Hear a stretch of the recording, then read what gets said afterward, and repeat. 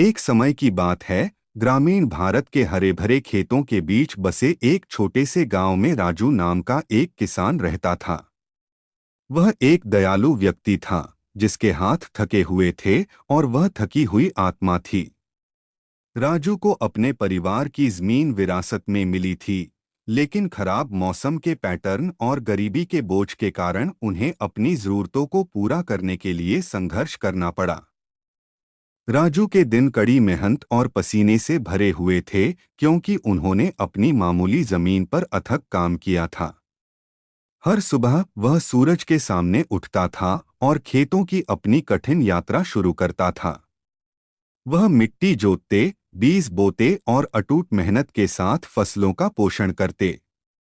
लेकिन उनके प्रयासों के बावजूद पैदावार अक्सर निराशाजनक होती थी, जो उनके परिवार को बनाए रखने के लिए मुश्किल से पर्याप्त थी। बारिश, जो राजू जैसे किसानों के लिए जीवन रेखा थी, तेजी से अनियमित हो गई। कभी कभी बारिश इतनी भारी होती थी कि यह युवा पौधों को बहा देती थी, जिससे खेत बंजर हो जाते थे। अन्य बार आसमान विस्तारित अवधि के लिए शुष्क रहा, जिससे फसलें चिलचिलाती धूप में मुरझा गईं। राजू असहाय महसूस कर रहा था, क्योंकि भरपूर फसल के उसके सपने फीके पड़ गए थे। जैसे जैसे साल बीतते गए, राजू के कंधों पर गरीबी का बोझ भारी होता गया।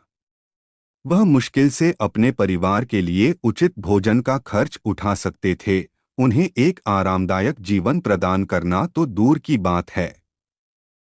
मानसून के दौरान उनकी मामूली झोपड़ी की घिसी पिटी छत लीक हो गई, और बुनियादी सुविधाओं की कमी ने उनके अस्तित्व को और भी चुनौतीपूर्ण बना दिया। राजू का दिल अपने बच्चों के लिए दुखता था, जिन्होंने बेहतर जीवन का सपना देखा था। वह उन्हें स्कूल भेजने के लिए तरस गए, ताकि उन्हें गरीबी के चक्र से बचने का अवसर मिल सके, जिसने पीढ़ियों से उनके परिवार को घेर लिया था। लेकिन भूमि से कम आय के साथ शिक्षा एक अप्राप्य विलासिता की तरह लग रही थी। एक दिन जब राजू खेतों में काम कर रहा था, एक अजनबी गांव में आया। मोहन नाम का यह व्यक्ति हाशिए के समुदायों को सशक्त बनाने के लिए समर्पित एक गैर लाभकारी संगठन का हिस्सा था। राजू के लचीलेपन और दृढ़ संकल्प से चिंतित मोहन ने बातचीत शुरू की। राजू ने मोहन के लिए अपने दिल की बात कही, अपने संघर्षों और गरीबी के खिलाफ निरंतर लड़ाई को साझा किया। उन्होंने अपने बच्चों के लिए एक बेहतर भविष्य की इच्छा व्यक्त की, जो निराशा की जंजीरों को तोड़ देगा जो उनके परिवार को बंदी बना लेता है। राजू की कहानी से प्रभावित होकर मोहन ने मदद का हाथ बढ़ाने का फैसला किया। उन्होंने राजू को अपने जैसे किसानों के उत्थान के लिए बनाई गई विभिन्न सरकारी योजनाओं और पहलों से परिचित कराया। मोहन ने राजू को विशेषज्ञों के साथ भी जोड़ा, जिन्होंने उन्हें बदलते मौसम के पैटर्न के प्रभाव को कम करने के लिए टिकाऊ खेती की तकनीक और तरीके सिखाए। नए ज्ञान और संसाधनों से लैस राजू ने धीरे धीरे खेती के लिए अपना दृष्टिकोण बदल दिया। उन्होंने जैविक प्रथाओं को लागू किया, विविध फसलों की खेती शुरू की और वर्षा जल को पकड़ने के लिए छोटे पानी के जलाशयों का निर्माण किया। समय के साथ राजू के खेत अधिक लचीले हो गए और उनकी फसल में सुधार हुआ।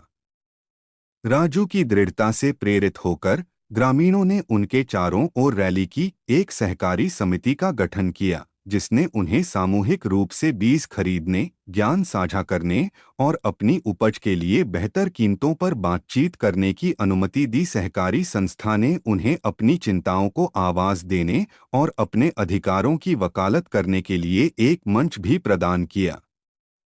राजू का जीवन बदलने लगा।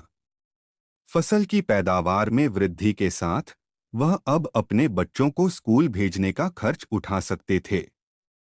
उनकी मुस्कुराहट ने उनके विनम्र घर को रोशन किया, इसे आशा और संभावना से भर दिया।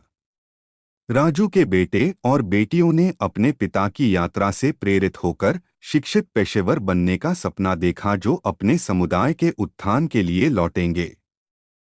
एक दुखी और गरीब किसान से आशा की किरण में राजू का परिवर्तन उस लचीलेपन और अदम्य भावना को दर्शाता है जो हर संघर्षशील आत्मा के दिल में निहित है। दृढ़ संकल्प, समर्थन और आशा की एक किरण, राजू ने प्रतिकूल परिस्थितियों पर विजय प्राप्त की और अपने परिवार और गांव के लिए एक उज्ज्वल भविष्य का मार्ग प्रशस्त किया।